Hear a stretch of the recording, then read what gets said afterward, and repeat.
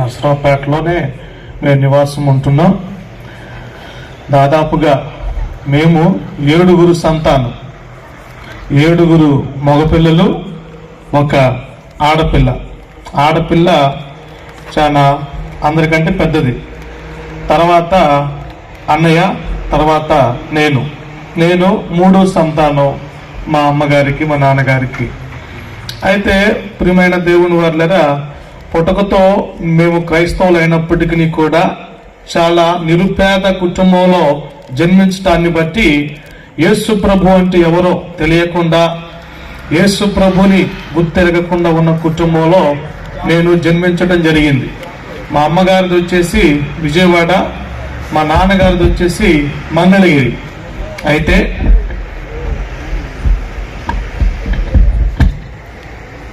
Praise lord, హల్లెలూయా.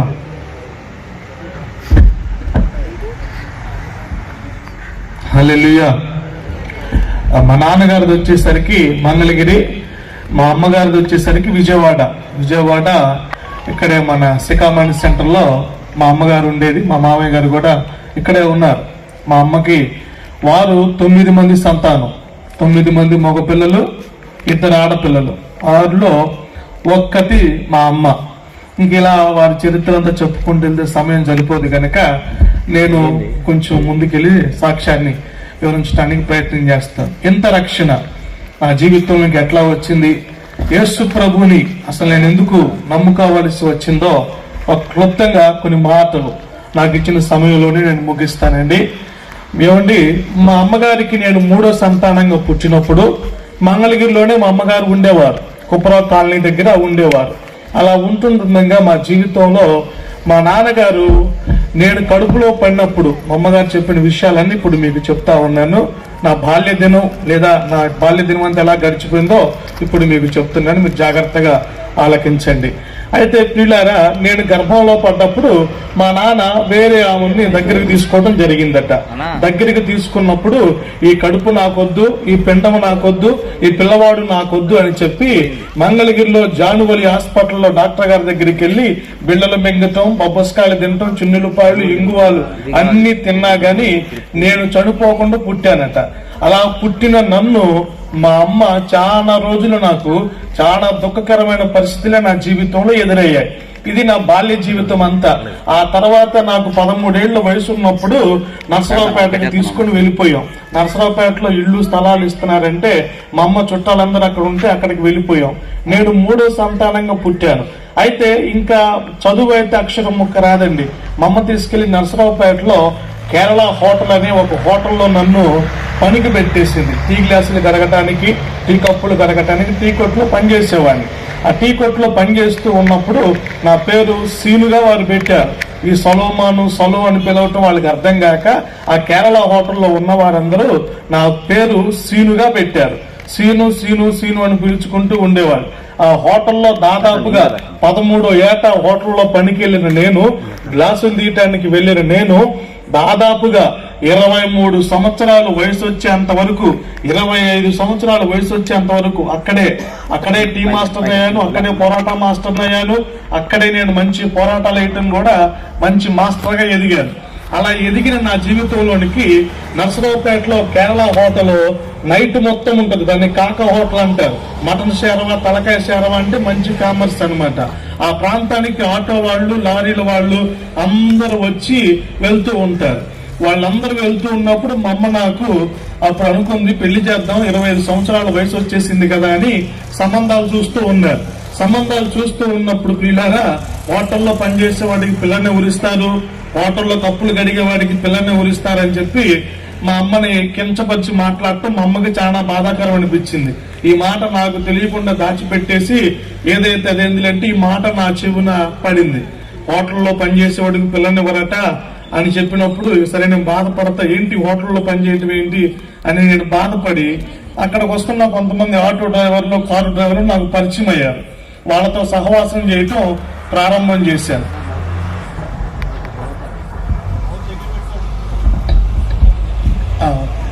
హల్లెలూయా, మంచిది. అలా హోటల్లో పనిచేస్తూ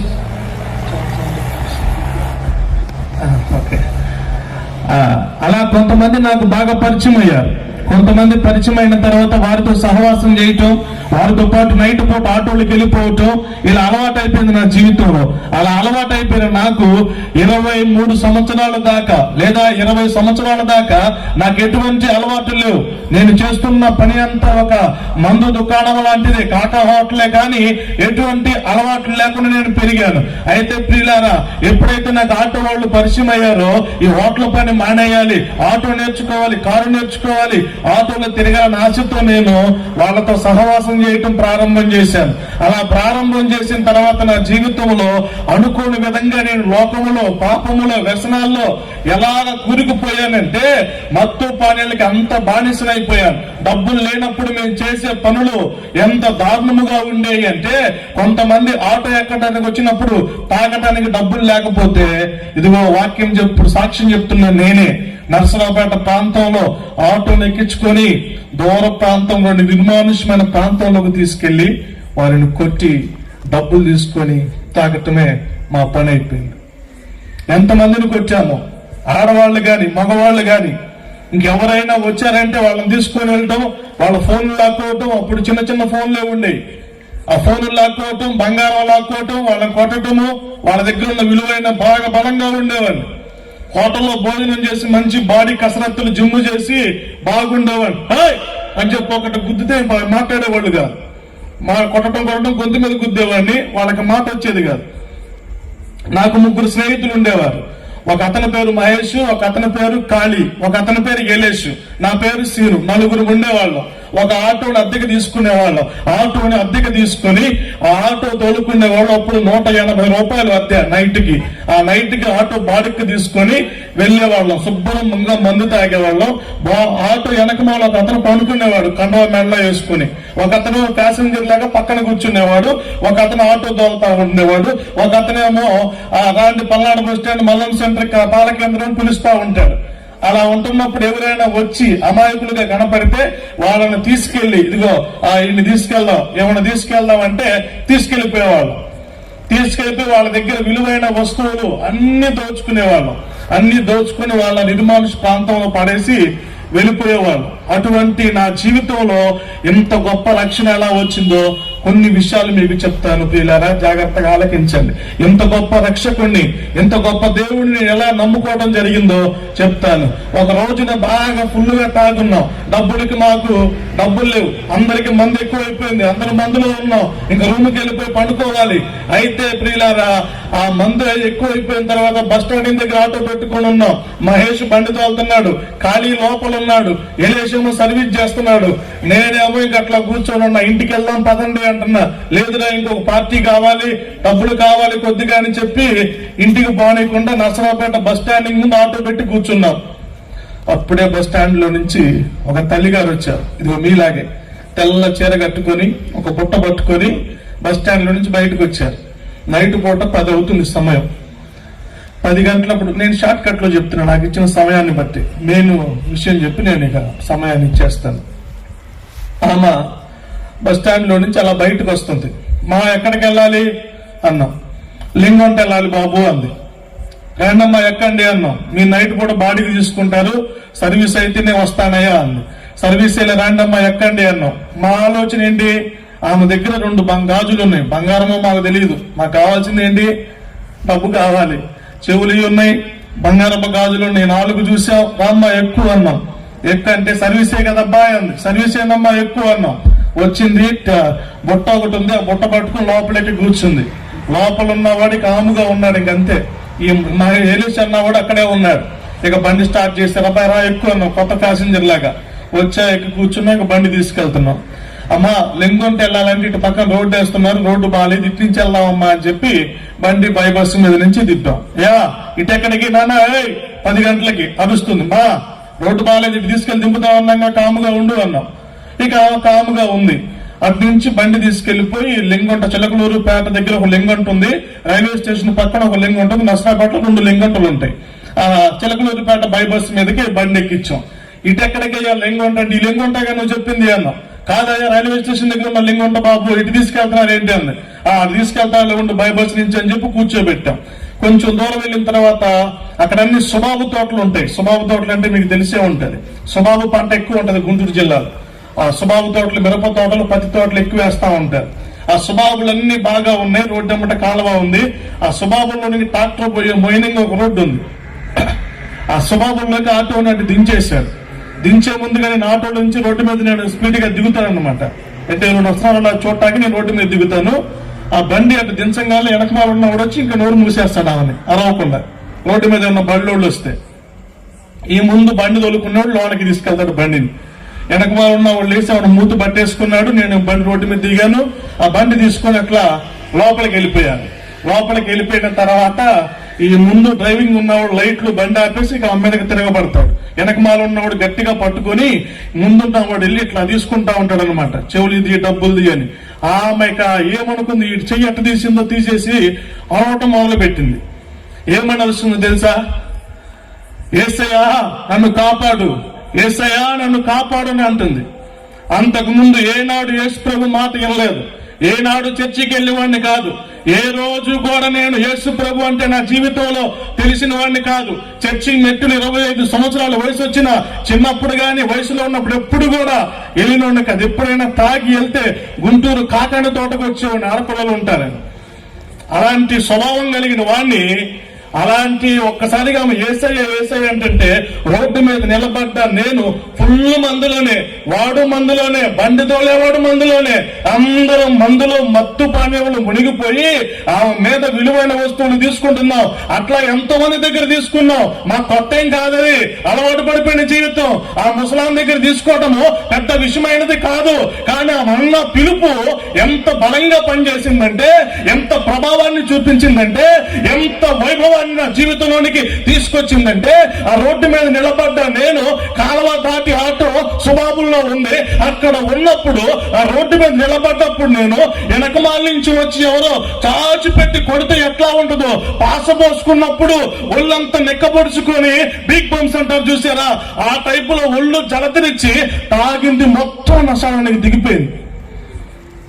నాకు తెలియకుండా నా అడుగులన్నీ ఆటో దగ్గరికి వేసుకుంటా వెళ్ళి ఆటోలో వాడు ఎగబడుతున్నాడు. అందరూ బాగా దిట్టంగా ఉండేవాళ్ళు. ఒక హోటల్లో తిని తిరగటమేగా మా పని. బాగా ఊరే ఒక్కొక్కరు. మొత్తానికి వాడిని లాగటానికి నా వల్లగా అట్లా ఆటో మీద కాలు పెట్టరే మహేష్ ఏమనొద్దు వదిలే, ఏమనొద్దు వదిలే, తర్వాత చూద్దామంటే వాడు రావటం లేదు. వాడేమని వాగురా అని చెప్పి వాడు నా చేయలాగుతున్నాడు. ఇట్లా కాదని చెప్పి గట్టిగా పట్టుకుని లాగా. ఆటోకి రాడ్డు ఉంటది కదా, ఆ రాడ్డు వాడు తనకి టప్పున తగిలింది. వాడు బయటకు వచ్చి ఇట్ట పట్టుకున్నాడు. నన్ను కొడతావేంటో అని చెప్పి ముక్కు పడగొట్టాడు నాకు బయటకు దిగి. ఇక నా కోపం వచ్చి ముక్కు పగిలిపోయి, మూతి పగిలిపోయి మొత్తం రక్తమే. ఇక నేను ఊరుకుంటానా? నేను కొట్టడం మొదలు పెట్టాను. నేను ఇద్దరం కొట్టుకుంటే వాడు ఊరుకుంటాడా? ఎక్కడో హోటల్లో ఉండేవాడు, కప్పులు కడుక్కునేవాడు నిన్ను తీసుకొస్తే నువ్వేంట్రా మా మీద తిరగబడుతున్నావు అని చెప్పి వాడు వచ్చాడు. ముగ్గురు ఎట్లా కొట్టుకున్నామంటే కోడి పుంజులు కొట్టుకుంటే చూసారా, చనిపోయేంత వరకు. చనిపోయినా గానీ వాటి దాహం తీరదు, వాటి యొక్క కోపం తీరదు, రక్తం కారుతున్నా గానీ ఇంకా ఎగబడి పెనేసుకుంటూనే ఉంటాయి కోడి పుంజులు. అంతకంటే 100కి మొహాలు, మూతులు, ముక్కులు పగిలిపోయినాయి. అయినా సరే ఆ బైబస్ రోడ్లు, ఆ సుబాబు తోటలు మమ్మల్ని తీసేవాళ్ళు. పక్కన కాలువ, ముళ్ళకంప, అందులో పడిపోయా ముళ్ళన్నీ ఒంటి నిండా అందరికి ఉన్నాయి. మమ్మల్ని తీసే నాడుడు తప్పించే వాళ్ళు ఎవరు లేరు. ఎంత జరుగుతుంది కదా, ఆమెకెందుకు? ఆమె వెళ్ళిపోవాలి కదా. ఈ పాపిస్టోళ్ళ చేతిలో పడ్డాను నేను, ఈ దుర్మార్గుల చేతిలో పడ్డాను, వీళ్ళ చేతికి నేను చిక్కానేంటి అని చెప్పి వెళ్ళిపోవాలి కదా. వెళ్ళిపోలా. మాలో ఉన్న దమ్ము పొగరు, మాలో ఉన్న కోపం, మాలో ఉన్న కండ కావరం అంతా తీరి కోడి పుంజులాగా మా అంతటి మేము వాలిపోయేంత వరకు ఆమె అక్కడే కొట్టుకుంటా నాకెందుకన్నట్టు చూసిందా. ఆ తర్వాత ఆమె వచ్చి వాళ్ళ ఇద్దరిని వదిలిపెట్టేసింది. ఒకడేం బండికి నీ సంగతి తెలుస్తానా, ప్రతి కేసు నిధికిస్తానా అని చెప్పి వాడు బండి తిప్పి వెళ్ళిపోతున్నాడు. ఒకడు వాడు బండి తోలేవాడు కొంచెం లైట్ గానే ఉంటాడు, తప్పించుకొని వెళ్ళిపోవడానికి, బండి చెక్కుకొని వెళ్ళిపోవడానికి. ఆ బండిని పట్టుకొని వెళ్ళిపోయాడు. ఆ ఉన్న మురికి నీళ్లతో నా మొహం గడిగిరే, నానా రే ఏం పందిరా ఇది, చిన్న పిల్లలుగా మీరు, మీ వయసు ఎంతరా, ఎందుకు నాన్న ఇలా చేస్తున్నారు? డబ్బులు కావాలంటే పని చేయాలరా, మనుషులను కొట్టడం కాదురా, దోచుకోవటం కాదురా, దొంగతనాలు కాదురా, నానా ఏం పనిరా ఇది అని చెప్పి నా గాయాలు మొత్తం కడిగిందండి. గట్టిగా స్తోత్రం చెప్పండి. హల్లెలూయా. నేనంత రక్తశత్తువులో పడి ఉండి ఒళ్ళంతా ముళ్ళ గాయాలైపోయి నేనుంటే నా ముళ్ళన్నీ పీకి ఆ ఆటో వెళ్ళిపోతే ఆ గట్టు దగ్గర నా కోసం కూర్చొని నా దగ్గర ఒక కొత్త నిబంధన బైబిల్ పెట్టి వెళ్ళిపోయింది. హల్లెలూయా. అక్కడి నుంచి నడుచుకుంటా ఈ రక్తసిక్తం అయిపోయి నేను ఇల్లు చేరేసరికి ప్రియులారా దాదాపుగా నాకు సృహ వచ్చి నేను ఇంటికి చేరేపాటికి నైట్ తెల్లవారుజామున 3 గంటలు అయిపోయింది. అప్పుడు దాకా ఎక్కడున్నానో ఏం పండుకున్నానో కానీ ఏం తిన్నాకే అర్థం కాలేదు. తెల్లవారుజామున 3 గంటలకి చేరి ఇంట్లో అట్లాగే పడుకున్నా. ఈ దెబ్బలకి నాకు సృహ లేక ఈ దెబ్బలంతా ఇదైపోయి బురదలో మత్తెక్కువైపోయి ఇంట్లో పడుకుంటే మా అమ్మ ఇళ్లలో పనికి వెళ్ళేటప్పుడు, అరే చిన్నప్పుడు నిన్ను చనిపోవడానికి ఎన్నోసార్లు నేను బిళ్ళలు మింగాను రా, ఎన్నోసార్లు ఇండిషన్లు చేయించుకున్నాను రా, అప్పుడు కూడా పోకుండా పుట్టావురా, ఎప్పుడు పోతావురా బాబు, నువ్వు చచ్చిపోతే మేము ప్రశాంతంగా ఉంటావు, 7 కొడుకులు అక్కడ పోతే పోయాడనుకుంటాను రా బాబు, నువ్వు రామాకు ఆ ఇంటికి అని చెప్పి మా అమ్మ తిట్టుకుంటూ పనికి వెళ్ళిపోయింది. మా అమ్మ ఇంతమంది కొడుకులున్నా ఇంకా నేను పనికి వెళ్ళాల్సిన పరిస్థితి ఏంట్రా, నాకు ఏంటి కర్మ ఏంట్రా, నీకు పిల్లనిచ్చేవాళ్ళు లేరు, నీకు పెళ్లి చేసేవాళ్ళు చేయడానికి కూడా దగ్గర శక్తి లేదురా, ఇంకా నా మీదే పడున్నారు ఏంట్రా అని చెప్పి ఆమె అలా మాట్లాడుతుంది. ఆ ఇంట్లో చిన్న మాకు ఇంత గుడిసి ఉండేదండి, జమ్ముతో వేసిన ఇల్లు. నిట్టాడిల్లు తెలుసా మీకు? ఈ రోజు నిట్టాడిల్లు చాలా మందికి తెలియదు. నిట్టాడిల్లు 2 నిట్టాళ్ళు ఉంటాయి, ఆ మూల ఒకటి ఈ మూల ఒకటి, గుర్రపాకలాగా జమ్ముతో కట్టింది. చుట్టుపక్క ఇట్లాంటి చీరలు కట్టి ఉంటాయి, మట్టి మెద్ద అంత కట్టుంటది గోడ. దాంట్లో 2 ప్లాస్టిక్ వైరు మంచాలు ఉంటాయి, బొంగులు మంచాలు. ఆ మంచం మీద పడుకున్నాను. బురద చొక్కాతో మూతి పగిలిపోయి అంతా వాసిపోయి నా దగ్గర నాకే విచిత్రమైన వాసన వస్తుంది పొద్దున్నే. ఆ బురద కూడా నేను కడుక్కోవాలి, ఓపిక లేదు. ఆ ముళ్ళన్నీ ఒంటి నిండా గుచ్చుకున్నాయి. తెల్లారి సరికల్లా నాకు ఒంటి నిండా చికెన్ ఫాక్స్ అంటారు కదా, తల్లి పోసింది అంటారు, అమ్మోరు పోసింది తల్లి పోసింది అంటారు కదా, పెద్ద కొండలు అంతంత ఒళ్ళంతా వచ్చేసింది. ఒక్క రాత్రిలోనే ఒళ్ళంతా కొండలతో అట్లా ఉండిపోయింది. ఇంకా అలా కళ్ళతో సహా ఈ దెబ్బలతో మొహం మూతి పగిలిపోయి నేనుంటే ఒళ్ళంతా వచ్చేసినాయి. ఇక ఆ బురదలో స్నానం చేయకుండా 11 రోజులు ఆ కుంకిల మంచంలోనే ఉన్నా. దాంట్లోనే ఆ వైరు మంచంలోనే పడుకుండిపోయాను. ఆ వైరు మంచం కుంకిలి మంచం, ప్లాస్టిక్ వైరు మంచం, ముళ్ళు గుచ్చుకొని ఆ అమ్మోరు గడ్డలన్నీ చికెన్ ఫాక్స్ అంటారు వాటిని, అవన్నీ కూడా పగిలిపోయి రసిగారుతా ఉంటే ఆ ఇంటి నిండా ఈగలు వచ్చేసి, అప్పుడు బండ్లు కూడా ఉంటాయి కాదు, మట్టిల్లే మాది, నేల మట్టిల్లు. ఆ ఇంట్లో వర్షాకాలం ఆగస్టు జూన్ ఆ నెలలో జరిగిన కార్యం అది. అయితే ఆ ఇంట్లో అలా నేను పనుకున్నప్పుడు తీలారా 11 రోజులు అదే విధంగా నా జీవితం కుంకిలి మంచంలోనే జరిగిపోయింది. 11వ రోజు మా అమ్మ వచ్చి యాపాకు కళ్ళు తీసుకొని వచ్చి, ఒరే నువ్వు స్నానం చేసి వెళ్ళిపోరా, ఇల్లంతా చెడిపోతుందిరా అని చెప్పి పన్నులు చేసాక ఇంట్లో పెడాలు తీసుకొచ్చి ఇంట్లో కొట్టేది. ఏంట్రా ఎంత భయంకరంగా అయిపోయావు నువ్వు, ఏ తల్లికైనా గానీ తీగకి కాయ బరువు కాదండి, ఎంత తిట్టినా గానీ మా తల్లి ఆ రోజు నన్ను బయటికి పంపించలేదు.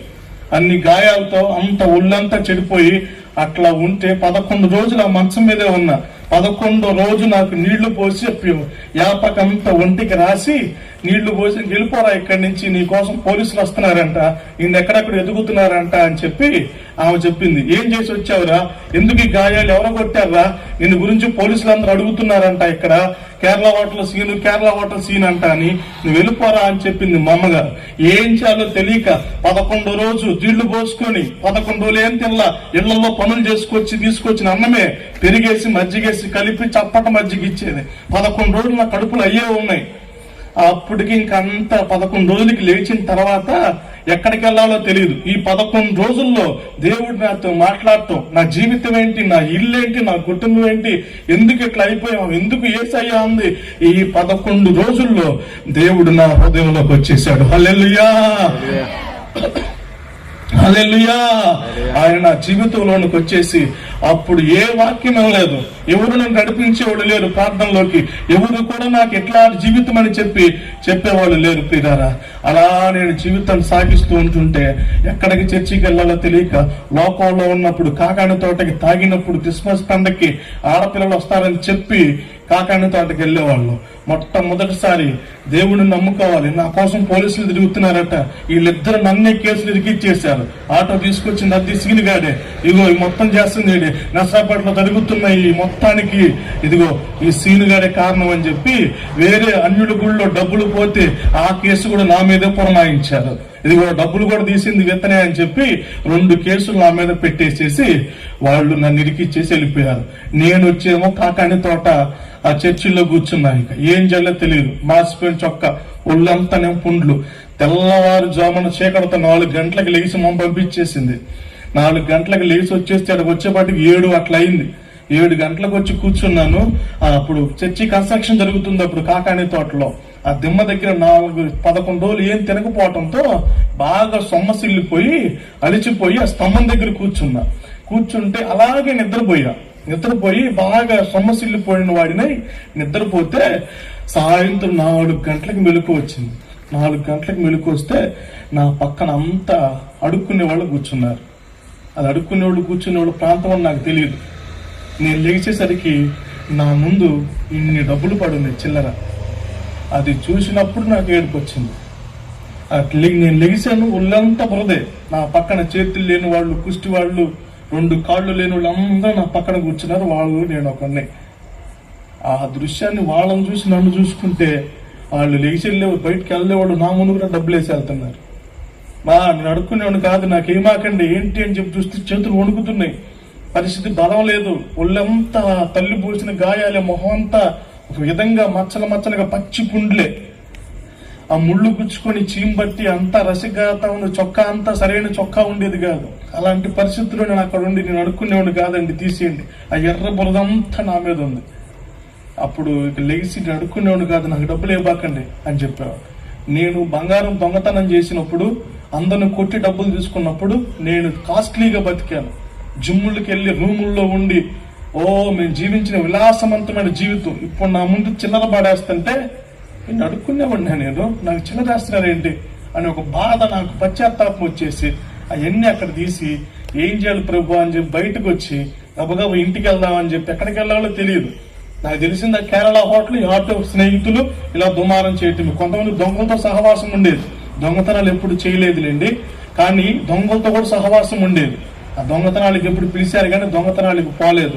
అయితే ఎట్టకేళ్ళకి అక్కడి నుంచి బయలుదేరి 4 గంటలకు బయటకు వస్తే బస్సు ఎక్కుతుంటే వెళ్ళు బస్సు ఎక్కబాకు అన్నాడు. ఏంటండి బస్సు ఎక్కట్లేదంటే నా మొహము నా చొక్కా వాతావరణాన్ని చూసి నన్ను బస్సు ఎక్కనిలా. నాకు ఏడుపు వచ్చింది. ఏంటి ఇలా అడుక్కునే వాళ్ళు అని చెప్పి డబ్బులు వేస్తున్నారు, ఈడేమో బస్సు ఎక్కించుకోవట్లేదు. నా జీవితంలో ఏం జరుగుతుందో నాకు అర్థం కాలేదు. నేను అడుక్కునేవాడిని కాదండి, నేను పిచ్చోండి కాదు, బస్సు ఎక్కాలంటే ఎలా అన్నాడు ఆ కండక్టర్. బాబు అని చెప్పి ఇంక బయటికి వెళ్ళి బోరింగ్ పంపు ఒకటి ఉంటది, ఆ పంపు దగ్గర నీళ్లు కొట్టుకుని చొక్కా ఉతుక్కొని అట్లా పక్కన నుంచున్నా. ఆ చొక్కా ఇడిచిన తర్వాత ఒంటి నిండా ఉన్న గాయాలు, ఆ ముళ్ళు గుచ్చుకున్న దెబ్బలు, ఈ మూతంతా పలగొట్టి ఇంకా చెట్టుగాక ఒకలాంటి పరిస్థితి నాది. అక్కడ నుంచొని చొక్కా ముళ్ళకంప మీద ఆరేసుకున్నా కాసేపు ఎండగట్ట పట్టుకొని. అది ఆరిన తర్వాత మళ్ళీ దులిపేసుకొని అప్పుడు 6 గంటలకు బస్సు వెళ్తుంటే చీకటి పడినాక ఎక్కి ప్రభు ఎవరు తెచ్చకూడదు అయ్యా అని చెప్పి ఇల్లు ఒక మూలం నుంచున్నా, కూర్చుంటే లేపుతారేమోనని ఒక మూలం నుంచొని ఇల్లు చేరంగానే నర్సరావుపేటలో ఎస్ఐ ఆదినారాయణ గారు, అప్పుడే ఎస్ఐగా కొత్తగా పోస్టింగ్ తీసుకున్నాడు. జులపాలు పెంచుకొని ఎవడైనా తిరిగితే పిలిసెల్లా సెంటర్లో షర్టోడు తీసేసి కొట్టే పరిస్థితి ఉంది. అప్పుడు నేను వచ్చాను. నర్సరావుపేట ఇంటికి వచ్చేపాటికి నా కోసం 2 హోంగార్డులు రెడీగా ఉన్నారు. మా అమ్మ చెప్తానని చెప్పింది, రావద్దని చెప్పాను కదరా, వచ్చేసాను ఇంట్లో. ఇక రావటం అటు నుంచి అట్టే తీసుకెళ్ళారు. ఇక అటు తీసుకెళ్తే అసలే గాయాలు, ఒళ్ళంతా ఇది. ఎక్కడికి వెళ్ళారా మీరు, మొన్న ఏం జరిగిందిరా అని చెప్పి ఇక ఆ గుళ్ళో దొంగతనం కేసే నా మీద ఉంది. ఆమెను కొట్టిన కేసు కానీ, బంగారం తీసుకెళ్లిన కేసు కానీ, ఎక్కడెక్కడ బంగారం అమ్మాము ఏవి మా మీద లేవు. గుళ్ళో దొంగతనం కేసు ఒక్కటే నా మీద పెట్టారు. ఆ గుళ్ళో ఉన్న పెద్దలు, పూజారులు అందరూ వచ్చారు. తీసుకెళ్లి ఎస్ఐ ఆదినారాయణకి చెప్తే అప్పుడు నా జుట్టు కొంచెం అంతా వచ్చి 2 పిల్లిగడ్డం జులపాలు ఉండేది. 2 కాళ్ళు తీసుకొని తెల్ల తాళ్ళు ఉండేవి అప్పుడు స్టేషన్లో. ఆ తెల్ల తాళ్ళు తీసుకుని 2 కాళ్ళకి బిగించి కర్ర ఒకటి మధ్యలో పెట్టి ఇలా కట్టారు పైకి. బంచి మీద వణుకోబెట్టారు. అట్లా నడువేం బెంచి మీద ఉంది, కాళ్ళేమో అట్ట పెట్టారు. కిటికీలో ఒకటి పెట్టారు, ఇటు పక్కన సిలియన్ బాటిల్ పెట్టే లాంటిది పెట్టారు. అక్కడ పెట్టారు. కాళ్ళు ఇంకా పైకి అట్ట వచ్చినాయి చక్కగా. అట్ట వస్తే ఇక లాఠీతో నాకు పరలోకం అంటే ఏంటో చూపించారు, మహిమ అంటే ఏంటో. అప్పుడు అరికాళ్ళన్నీ పగిలిపోయింది. అరికాళ్ళన్నీ పగిలిపోయి అంతంత వాతలు వచ్చేసి ఉబ్బి పగిలిపోయింది. ఆ కాళ్ళన్నీ పగిలిపోతే తీసుకెళ్తే ఆ ఊళ్ళో జొన్నగడ్డ ప్రాంతం, అది జొన్నగడ్డ సాతులూరులో గుడి, రోడ్డు పక్కన ఉండే గుడిలో దొంగతనం చేయాలి. అక్కడికి తీసుకెళ్లి, అరే నీ అడుగులు చెక్ చేయాలి పదరా అని చెప్పి తీసుకెళ్లారు. తీసుకెళ్లి ముగ్గురు పట్టుకున్నారు నా అడుగులు చెక్ చేయడానికి. అడుగులేరా, గుళ్ళు అడుగులు ఉన్నాయి.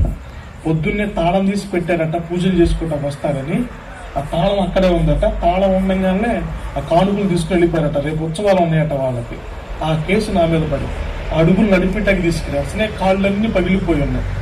దాని మీద అడుగులు నడిపించడానికి తీసుకెళ్తే, వద్దు సార్ నేను నడవలేను సార్ అంటే కింద పక్క నుంచి లాఠీ ఒకటి ఉంటుంది, ఇట్ట పెట్టి నడుము మీద ఒక వెన్నుపోసు ఉంటుంది కదా, దాని మీద కొట్టుతున్నారు అడిగేరా అని.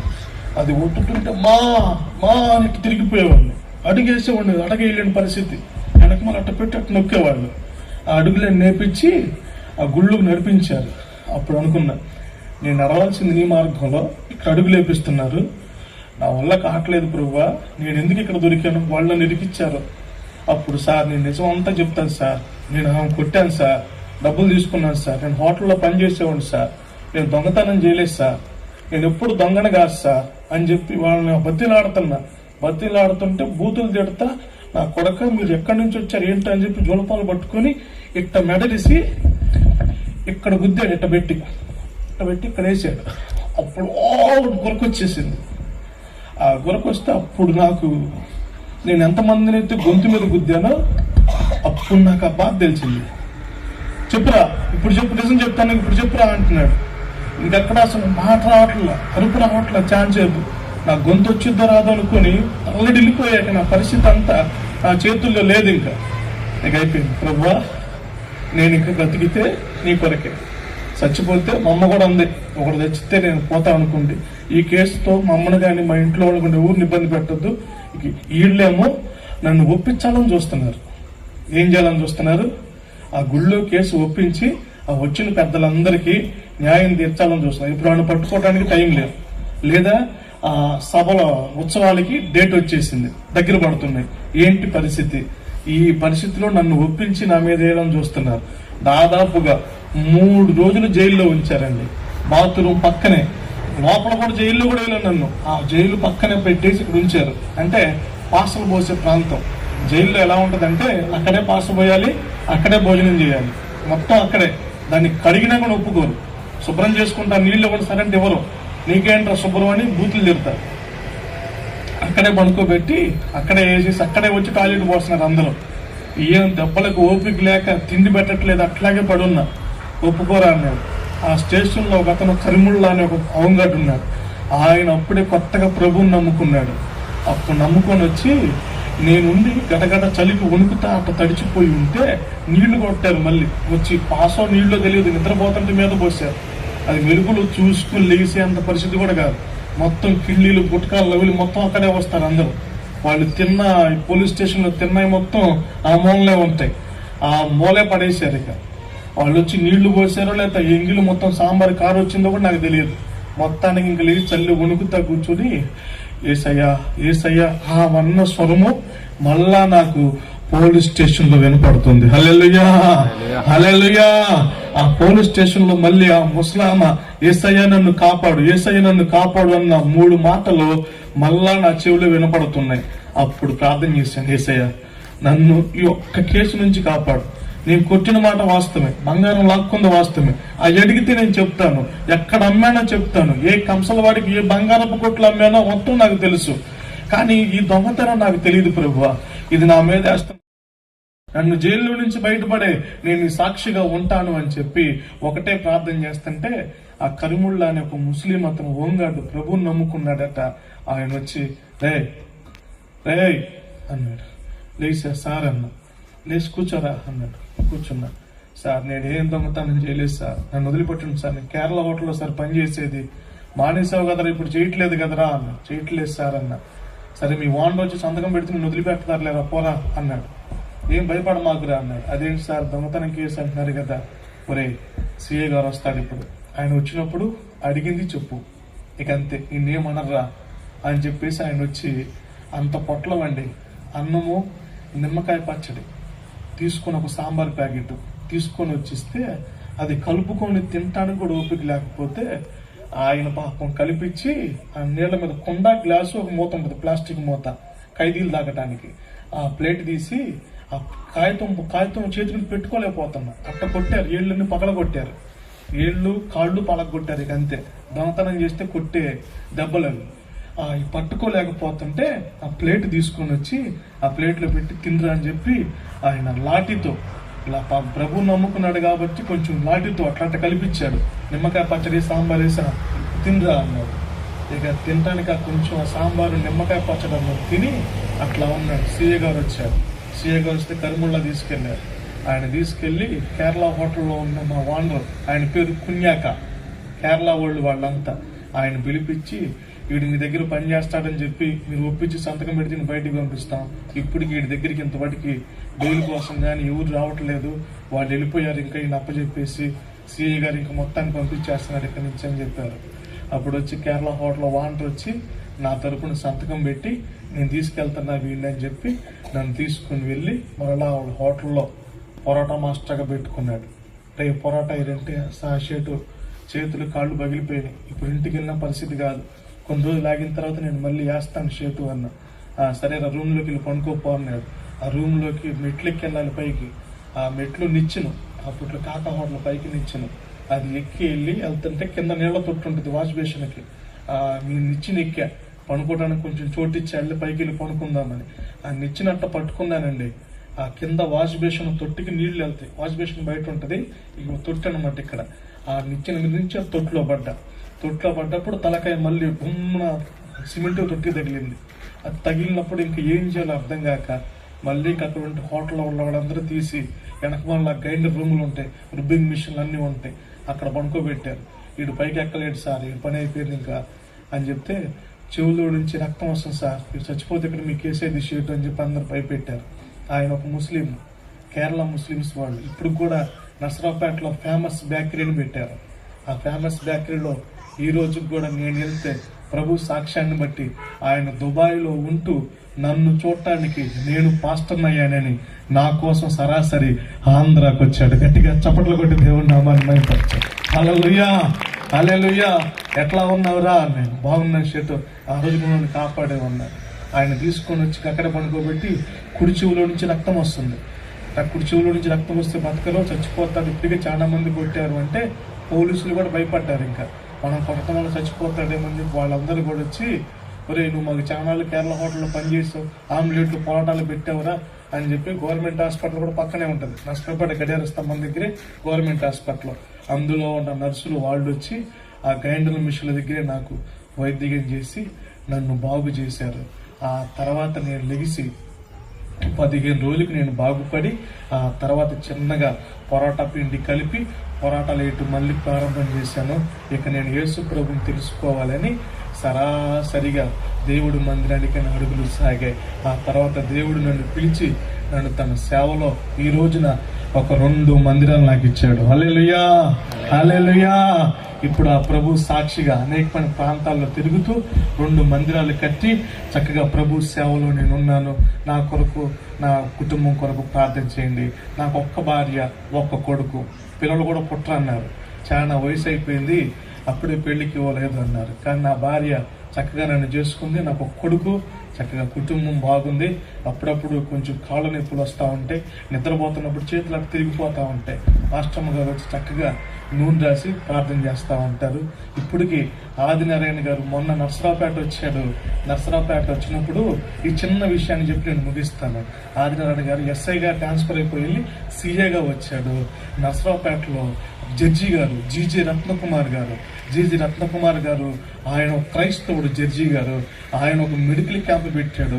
ఆ మెడికల్ క్యాంపులో అనేకమైన అందరూ స్లమ్ ఏరియాల నుంచి వచ్చిన యానాదులు, ఎరుకులు వీళ్ళందరి దగ్గర మెడికల్ క్యాంప్ పెట్టి ఉచితమైన మెడికల్ ఇస్తుంటే వాళ్ళకి వాక్యాన్ని చెప్పడానికి నన్ను పిలిచారు. అక్కడికి వెళ్ళి నేను వాక్యం చెప్తుంటే ఆదినారాయణ గారు అక్కడ చీఫ్ గెస్ట్ గా ఉండి వాక్యాన్ని ఆలకిస్తా ఉండి అప్పుడు అన్నాడు, అరే 2002 సంవత్సరంలో నా స్టేషన్లో ఉంది నువ్వే కదరా అన్నాడు. సార్ నేనే సార్ అన్న. అప్పుడు ఆయన లేచి నా గురించి ఆయనే సాక్ష్యం చెప్పాడు. గట్టిగా చప్పట్లు కొట్టి దేవుని నామాన్ని మహిమపరిచాడు. హల్లెలూయా. ఆయనే సాక్ష్యం చెప్పాడు. ఆయన ఏం చెప్పాడు తెలుసా? యేసు ప్రభు నమ్మిన వారు నిజముగానే యేసు ప్రభు నిజమైన దేవుడు అని చెప్పి ఆయన కూడా నమ్మి నా గురించి ఆయన సాక్ష్యం ఇచ్చాడు. పిల్లరా, ఈరోజు ప్రభు సేవలో ఉన్నాను, ప్రభు పరిచర్యలో ఉన్నాను. ఒక 2 మందిరాలు కట్టాను, ఒక 48 బాప్తీసాలు ఇచ్చాను. చక్కగా ప్రభు సేవలో ముందుకెళ్తున్నాను. 94 లంబాడి తండలు తిరిగాను. ఏ తండలో? లంబాడి తండలు బాగా తిరుగుతాను. సువార్త నా దగ్గర ఒక టీం ఉంది. తమ్ముడు ఒక 10 మంది టీం ఉన్నారు, మంచి యవనస్తులు. ఎట్లయితే లోకంలో తిరిగామో అట్లాంటి 10 మంది ఒక టీముని ఇచ్చాడు. వాళ్ళని తీసుకొని వీధి సువార్తలని ప్రతి గ్రామానికి ప్రతి తండాకి వెళ్ళి నెలకు 2 వీధి సువార్తలు చేస్తాం. కొన్ని చోట్ల అవమానం, కొన్ని చోట్ల ఖాళీ నుంచి పంపించేస్తారు. అయినా సరే ఈరోజు సువార్త ఎట్టుందో మీ అందరికీ తెలుసు. కాబట్టి మేమందరం గుంపుగా వెళ్ళి అనేకమైన ప్రాంతాల్లో దేవుడు సువార్తను చేస్తున్నాం. మా కొరకు, మా పరిచర్య కొరకు ప్రార్థించండి. ప్రభు మిమ్మల్ని దీవించునుగాక. సమయం లేదు కాబట్టి కొంచెం మేలు విషయాలు చెప్పుకుంటూ వచ్చాను. ప్రభు చిత్తం అయితే ఎప్పుడైనా ఫుల్గా మీకు సాక్ష్యాన్ని అందిస్తాను. నాకు ఈ సమయం ఇచ్చిన స్థానిక సేవకులు స్టీఫెనయ్య గారికి, అధ్యక్షుల వారికి హృదయపూర్వకమైన నిండు వందనాలు. ప్రభు మిమ్మల్ని దీవించునుగాక.